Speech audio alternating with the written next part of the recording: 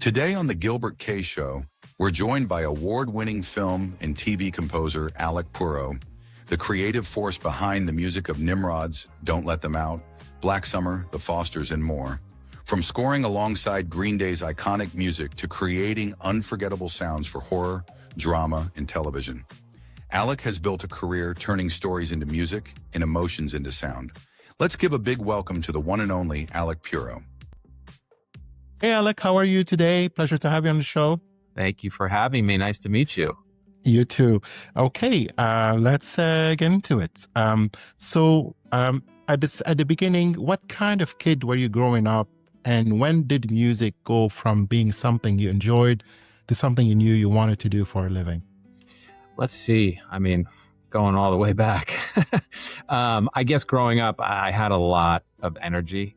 I was kind of a crazy kid, and at about age 7, 8, I started taking piano lessons, which I really liked, but I was still pretty crazy. And then by the time I was 11, I somehow discovered drums, and that really became like an outlet to, get my energy out, jam with friends, really, kind of, that was really the gateway. I still wanted to play piano, but once I found the drums, I really got heavily into it, and all I wanted to do was, be in a rock band, and, Cool. I just got that. You get this, like, with anything you love, I think you get like a bug, and something inside you just have this drive to want to learn everything about it and be as good as you can. So that, I guess, is where my journey started with music, like 11, That's 12. amazing.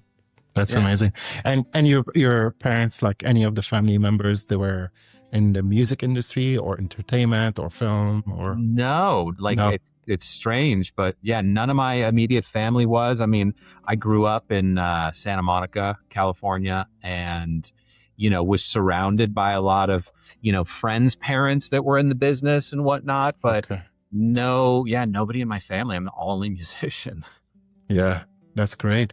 So do you remember the first movie or TV show where the music completely blew you away? Was there a moment that made you think, I want to create that feeling for other people someday? Yeah, I mean, so I guess the first part of my journey was really about being more of a musician rather than a composer. And I mean, not to be cliche, but of course, when I saw E.T. or Star Wars, that music, you're just like, oh my God, I could never do that. That's, it's John Williams. It's, this just so incredible. But that definitely, those sort of movies put the kind of, bug in my ear, or just thinking about that in terms of, down the road, when I started writing as well as being a musician, that's really when that sort of opened up for me. And became that possibility of like, oh wow, like touring in a band is like super fun as like a young man, no responsibilities, no nothing, but like writing music became just, such a passion, and, the direction that I, ultimately wanted to go in. Yeah, that's great. So who were some of your biggest musical influences growing up? Were they famous composers, bands, or maybe someone close to home who encouraged your passion? Kind of all the above. I mean, obviously when I started, and I was a young teenager playing, music, everybody from Van Halen to Steely Dan to the Beatles to the Police, like, all those bands were incredible. And, composer wise, I mean, I've always loved, John Bryan, James Newton Howard, Hans Zimmer, John Williams, like all the greats. You kind of hone in as you get more into it. But, overall, those are some influences. But yeah, I was lucky enough to, have some really cool relationships with, other musicians like Jackson Browne and Andy Summers, the Police, just because they were like family friends, and I really they almost became like mentors, and really kind of, were people I could go to for advice, and really helped kind of put me on the path that I'm on, That's amazing. So every career has its challenges. Looking back before your first big break, what was one obstacle that taught you the most and helped shape the composer you've become today? Well, I mean, honestly, I think the biggest challenge in the beginning was, you know, being able to like eat and pay my rent between jobs. Cause like early on, I think the first like real movie that I got to score and do an orchestra for was like in the early 2000s. It was this movie called The Good Night with Penelope Cruz and Gwyneth Paltrow and Danny DeVito. And I did that movie. It went to Sundance. It came out in theaters. It was like, you know, for a young composer, it was like a huge, you know, I was like, oh my God, this is incredible. I only want to score movies. I don't want to do anything else. And then, you know, this job ended and like 6 months went by and I didn't have another movie. So I was like, how do I like 50-50 this? How do I keep the lights on, but also do projects that I'm really genuinely passionate about that kind of push me as a composer, human, all that stuff. So that it's always been the big lesson. And that's, you know, still today. I mean, that's kind of, you unfortunately have to have a lot of plates spinning and be doing multiple things because you really don't know what is going to kind of be the thing at that moment. Yeah. We're going to take our first break and we're going to play a game, This or That. And it's a rapid fire game for the audience to get to know you. Are you ready, Alec? Sure. As ready as I could be. And you can say both sometimes. Some of the so let's try it out. Piano or guitar? Piano. Orchestra or electronic synthesizer? Both. I can even like back up to that first question. It's both, but I'm way on the piano, I guess. Film or TV? Oh man, both. Horror or comedy? Horror. Recording studio or live orchestra? I guess both. Mm-hmm. Green Day or Linkin Park? You can't put me on the spot like that. No, you can say both. Both.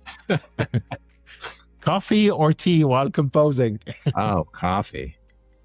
Early morning or late night writing sessions? Early morning. One unforgettable melody or one unforgettable rhythm? Oh man, depends on the project. Yeah, definitely. I mean,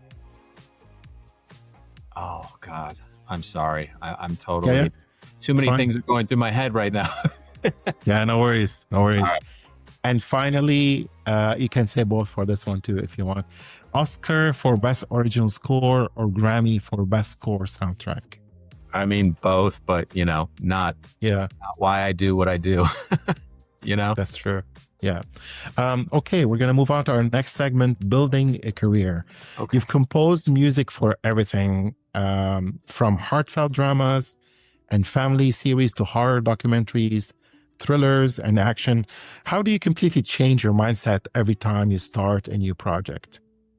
I mean, it always depends on the director or producer you're working with. And for me, I mean, music is music in terms of like, I think if you only did the same genre or the same thing, I mean, it would get so repetitive and boring. So to me, it's really exciting when there's a new challenge because each style of music, like there's things you discover along the way, you know, like little tricks or, you know, go-to things that help with those styles. But for me, I love keeping it fresh and mixing it up. I mean, unfortunately, you can't really dictate what you're going to be, you know, recognized for or wanted for or whatever. But, you know, I'm always up for a challenge and I love mixing it up.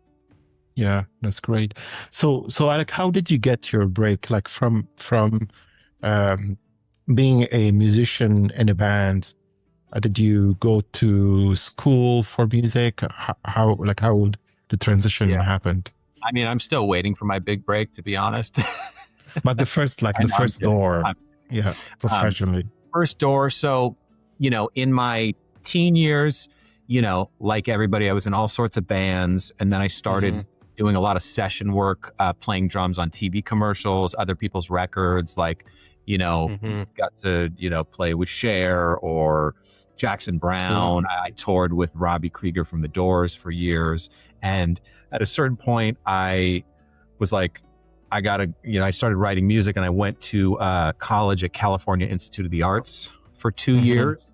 And as I was at CalArts, I had started a band called Dead Z with a long time, one of my oldest friends. And we, 2 years into college, got a record deal with Sire Records, this guy Seymour Stein, who signed, Madonna, Depeche Mode, Talking Heads, anybody you can think of back then, signed us. And I was like, done with college. Obviously, I was like, I want to be in my band, and basically spent my 20s, touring the world, opening for everybody from, the Deftones to Linkin Park to Korn to Stone Temple Pilots. Got to play Madison Square Garden, really like lived the fantasy of being in a band. And that's amazing. We were on the tail end of, record sales and all that. We sold a few 100,000 records and did okay, but along the way, I was like, God, this is so fun, but like, I don't know, if my band becomes Coldplay, yes, I'm in, I'm sticking it out the rest of my life. But I was like, I really am so passionate about like scoring, to where I started writing music along the way, licensing it for different TV shows and stuff, scoring friends' short films, this and that. And that kind of led to that first movie, The Good Night. And after that, I was like, this is what I want to do. The band was sort of like fizzling out, even though we, still were working together, but I just really, at that point, focused. And I actually went back to CalArts and studied privately for, several years to really flesh out like orchestrating, theory, counterpoint, all that stuff. Because I was like, if I'm doing this, I need to do it. And I really want to be, be good at what I do. And so that kind of sent me off to the next phase. That's amazing. So your work on The Fosters earned you a BMI Film and TV Award, which is an incredible achievement. What did receiving that recognition mean to you? And did it change the way you viewed your own career? I mean, honestly, I'm kind of a low-key guy when it comes to that kind of stuff. And, I do have certain friends that are like, oh my God, I need to be nominated for an Emmy, and I need to do, and it's like, to me, like, all I care about is I love to work and I love to make music. And, if those things happen, great. I don't know that I'm the guy that happens to very often. I just want to work and like have a great career and get to make, awesome music and challenge myself along the way. And that's more important to me. But of course, like, such an awesome honor. And to me, all those things in my head, maybe that helps me get the next job, or have somebody that maybe didn't look at me seriously be like, oh, okay, well, let's check him out. So it's always kind of, I guess, that like, but in terms of importance, definitely. Yeah. One of your early scores for The Good Night even received praise from Steven Spielberg. Yeah. When someone like Spielberg compliments your work, what's going through your mind in that moment? Yeah, that doesn't feel like real life, to be honest. That was crazy to be mentioned in the same sentence, in this Variety interview back then. But that's the kind of thing that I'm talking about. There was this article, he sort of commented, and then like this guy that I knew who was like the head of music at Fox at the time, like wrote me an email like, oh my God, I'm so proud of you. Like, it's nice to feel that. And like, I don't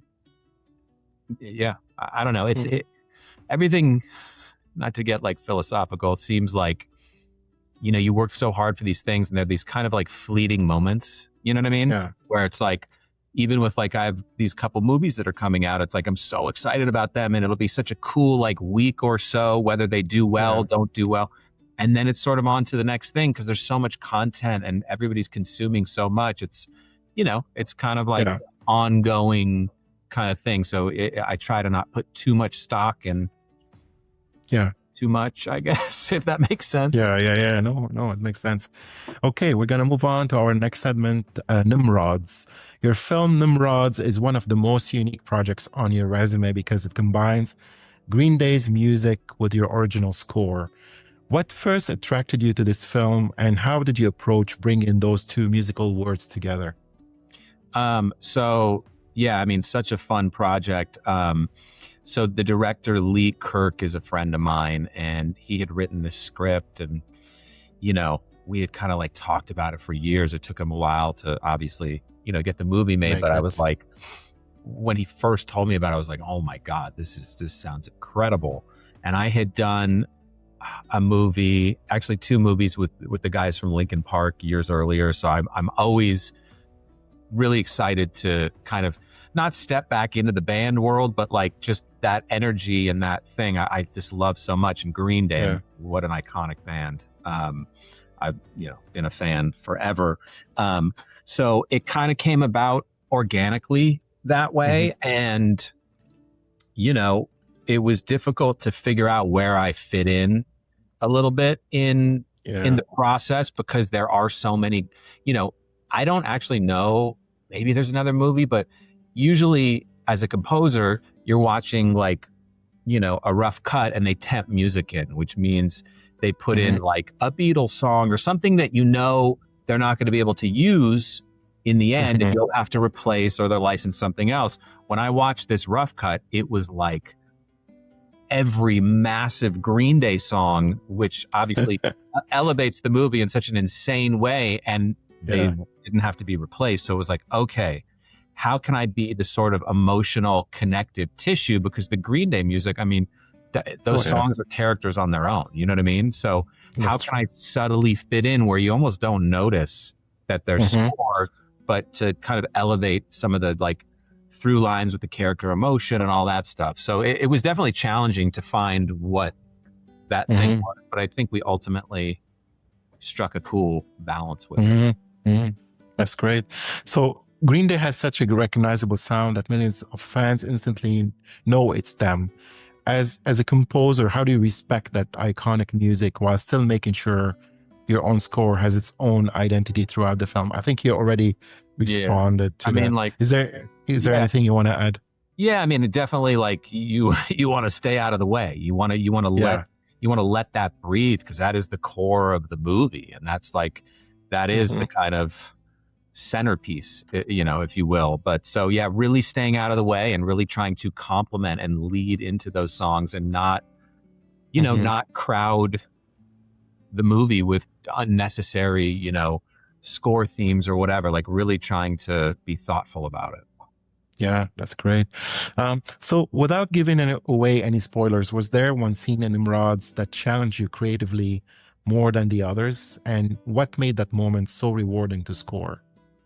Yeah, I mean, there's always like a scene or two that becomes challenging, that you write, and you rewrite, and you rewrite, and you really want to get it right for the director. And yeah, there was this one scene, the cue was called Drawing the Line, where, you know, 3 of the characters mid-movie are just kind of at a crossroads. And it's like, we tried it so many different ways, because it's kind of like an emotional scene, but you also don't want to like play up the emotion too much, and you want it to be subtle. So it really took a lot of rounds to get it right. And ultimately it was like a very simple kind of piano piece, which we didn't even think we would be using that in the movie, because it's all Green Day music. Why would there be piano? You know what I mean? So where it ended up. Yeah. That's great. So we're going to take a final break, and we're going to play a game, True or False, and it's time to test some facts about your life and career. Okay. And again, you can say both, or so let's try it out. True or false? Silence can sometimes be more powerful than music. Oh, true. True or false? Horror is one of the hardest genre to compose for. True-ish. True or false? You still get nervous before audiences hear a new score. Medium. I guess true. Yeah. Yeah. True or false? Deadlines sometimes make you more creative. True. True or false? Every project teaches you something new. Oh, true. Yeah, definitely. And true or false? The audience notices music more than they realize. Oh, true. I think. True or false? Technology has completely changed the way composers work. True. And true or false, you already hear music in your head before writing the first note. True. And true or false, there's still one genre you've always wanted to score but haven't yet. True. And finally, true or false, if you weren't a composer, you still find a career somewhere in music. True. Yeah. A lot of truths. Lots of truths. Yeah. Okay, we're going to move on to our next segment, Don't Let Them Out. Let's talk about Don't Let Them Out. It's a horror film that relies so much on atmosphere and suspense. What excited you the most about joining this project, and what can audiences expect emotionally from your score? I mean, I love movies like this because it's there's one main character. There's like really one location. It's very cerebral and, like you said, like ethereal and ambient, to where, like, you know, talk about silence playing a big role in this film. It's like you're almost like scoring the silence. So you have to be very delicate about how you do stuff, to where, you know, in horror, like sound design and score are pretty much one, and they need to work together. And yeah, this movie was awesome. It was so fun to work with Lila, the director. She just really let me kind of go off the rails a bit, but had such great direction and ideas. And yeah, it was really, really fun to do, if that sort of answers the question. Yeah, that's amazing. So one of the best things about horror music is it can make audiences nervous before anything scary even happens. How do you decide when music should lead the scene and when silence becomes even more powerful? Yeah, that's hard. I mean, it's really trial and error. And again, with horror movies, you know, the final mix is like so important, because that's really where you blend the sound design and the music and the silence. And to me, with any score, I mean, less is more. If something works without music, you're off to such an amazing start, because, you know, you can be subtle. You don't have to, you know, announce the presence of music per se. And this one was, it was a really delicate balance, but I think we came up with, you know, some really good stuff, and it's definitely very atmospheric. The soundtrack for that film comes out on the 4th of August, which I think is Tuesday. So excited about that. That's amazing. So every horror movie has at least one unforgettable sequence. Was there a particular scene in Don't Let Them Out that really pushed you creatively or emotionally as a composer? Yeah, I guess there was this one scene. I mean, there's several, but this one scene where this woman, you know, she's out in the middle of nowhere. She's inherited this like weird house, weird stuff's going on. And you don't know if it's ghosts, people, whatever. Her keys are gone, and she has to like enter this weird room at night. And it is like the slowest kind of build up. It's like a 3.5 minute scene where she, you know, is going from outside. She's walking down this hall. All this weird stuff is happening. And it's like, I had to sort of help that along, but be so subtle and atmospheric, to where, like, you know, it's not a melodic score, you know, but it was challenging to kind of support that, but also not make it sort of like boring or drag or, you know, so that was a good, fun scene. Yeah. If someone listened to your Don't Let Them Out soundtrack without ever seeing the movie, what emotions or story would you hope they experience just through the music? Oh, I don't know. I mean, obviously anything, of course, but I mean, it's very, like you said, atmospheric. I mean, one of my favorite composers of all time is Brian Eno, and the way that he, you know, uses ambient music. And, you know, I always kind of draw from that when it comes to kind of like these atmospheric kind of things, even if it's horror, obviously. But yeah, I guess just an unsettled kind of off feeling, I think the score would probably bring. I mean, it'll be interesting to just listen to it on Spotify and not watch it with a picture. Because again, it's like, you know, this isn't an answer to your question, but in general, you know, when, as a composer, when you compose anything in your studio, it sounds exactly how you want it, the best. You love what you're doing. The minute you send that out and that goes to the mix, it's kind of not yours anymore, in terms of like, a lot of times people will, mess with the stems, or music editors will edit your cues, and it's like, you don't have the control over that. And of course, sometimes you're like, oh, really? You did that? But you kind of have to just, you kind of have to just like go with it and not be precious in terms of, like, it's a team sport. It's not just about you. You're servicing, a much bigger vision. The story, basically. Yeah, that's great. We're going to move on to our final segment, looking ahead. You've built an amazing career across so many different genres. For a young composer watching today who dream of doing what you do, what's the best advice you can give them? Is there anything you wish someone told you when you were first starting out? Yeah, I mean, to me, it's like, you need to do anything and everything, because work begets work. And the more you put out in the universe, the more that comes back to you.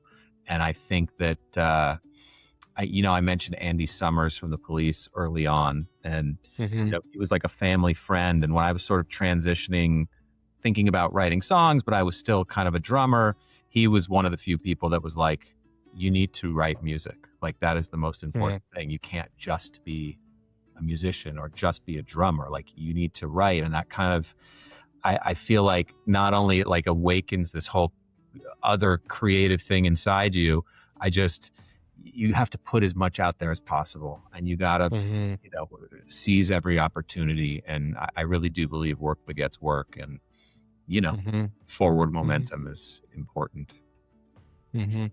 That's amazing. So what's next for you, Alec? Can you share any projects you're working on, or can you share? Yeah. I mean, I'm finishing up this movie right now called Double Blind. I think it's like a Lionsgate Universal movie with Lakeith Stanfield. And it's a really just out there kind of, I guess it's a psychological thriller. It's so I've gotten to make the coolest music. Like, some of my favorite things I've ever gotten to write. My friend who directed it, John Himes, is just such a prolific, creative, and really pushes me and lets me kind of get to a place where I, don't always get. So, been working on that, and then I'm starting a documentary. I don't know that I can say what it is, but it's with a legendary musician, songwriter. And then, I have a company called Gramoscope Music that has a, massive catalog of music that we license to, all the different networks and production companies. We do a ton of like unscripted shows, from the Housewives to the First 48 so that helps keep the lights on. And, I'm just, in the mix for hopefully a bunch more movies and TV shows that will be exciting to get creative with. Yeah. And finally, do you have any dream directors, musicians, or stories you still love to collaborate on one day? I mean, anybody that's talented that will have me.